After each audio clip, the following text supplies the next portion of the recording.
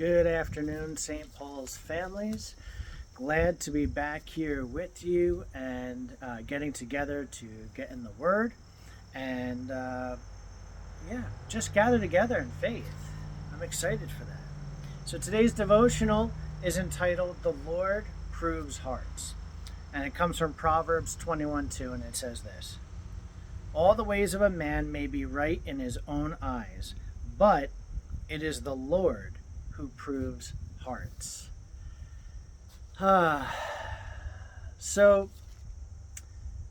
don't you find it interesting that we sometimes go to an extreme degree to defend our actions or our words or anything we're doing in life, especially when we know it's not exactly right? Youth, I'm sure that you can understand this. When your parents say, maybe only one or two cookies and you take three or four and go, "Oh, but, I really didn't like lunch today, so I was kind of hungry," and we start to rationalize our choices. Parents, we do it as well. Sometimes we'll be doing something that's not necessarily a great choice, or maybe watching a TV show that it's kind of foul. But we rationalize and go, "Oh, but I really just wanted to be able to laugh at something today. It was a hard day. I just wanted to be able to laugh."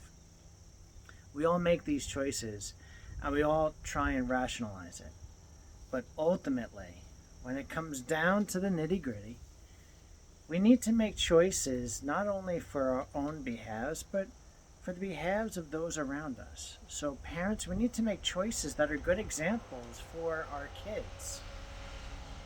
To the youth, we need to make good examples that show our friends around us that we can be an example of Christ's love without necessarily shouting at it, shouting it out in their faces or anything else. We just need to make good choices. And how do we do that? Well, ultimately, some ways we could do that are, does it jive all right with Scripture?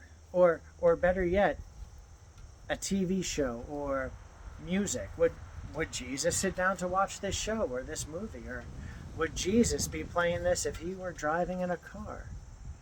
These are just some really simple ways to think about it. And we need to really trend our life on what is true to God and not about what we just feel we want to do. So for the rest of the day, I encourage you to really think about your choices. Think about, are we rationalizing it just because we want to do it?